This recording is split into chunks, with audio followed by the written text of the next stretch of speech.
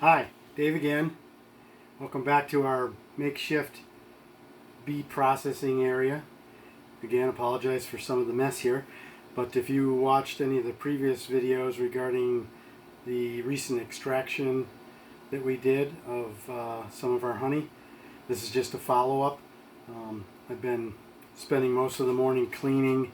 It's been about a week actually since the last one, so it's September 26th.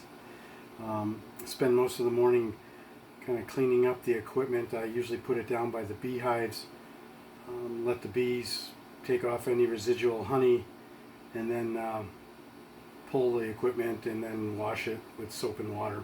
So finished that this morning. The last piece I have to do is to do the dreaded honey super cleanups, and I don't see a lot of videos about this, but I'm going to do one anyways just to talk about what I do.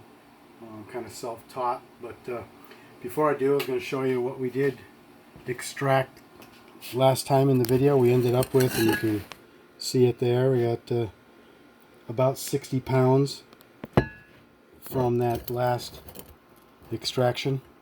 We'll work on bottling that here in the coming days or week or so. So anyways, I'm going to stop here and well, actually I'm going to show you what the grungy supers look like once you extract them. They're often very sticky, and what we try to do is get them cleaned up so you can see the honey has been extracted from the process, but there's still a lot of residual honeycomb material called propolis, which, if you're familiar at all with bee production, it is a glue amongst glue. It has Gorilla Glue beaten hands down. You can see the brown edges, and that usually forms throughout the hive box and between the frames. It makes it very difficult at times to remove the equipment, and often binds up the equipment, so it's a very tough material. So I'll go through this morning and clean some of that up and get them ready, so when we're done we'll have full supers with frames all ready to go and put on the hive when we need them. I don't have any help this morning, so I'm kind of doing this working without a net, so I guess. Okay. So I'm going to work on this super right now. I'll put this one down here.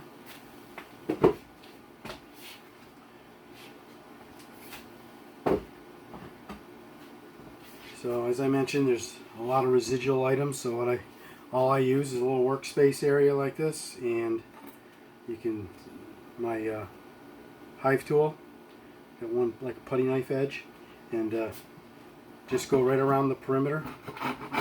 Nothing too extravagant. Just clean off that material.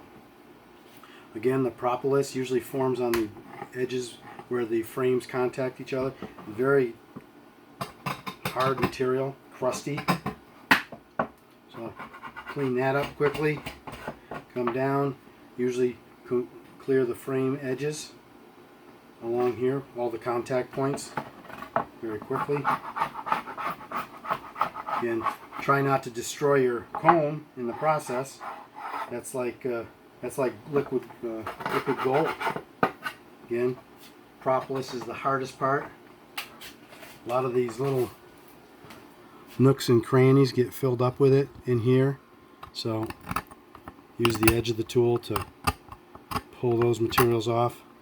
Again, on the opposite side, you can see it has some thickness to it, usually about a 32nd or 16th inch thick, and using the edge of the tool, just scrape it right off.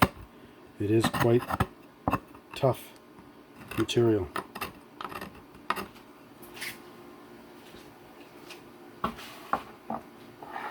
Again, flip it over to the other side.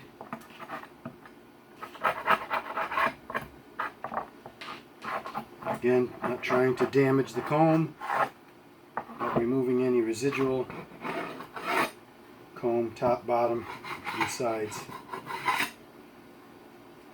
often called burr comb.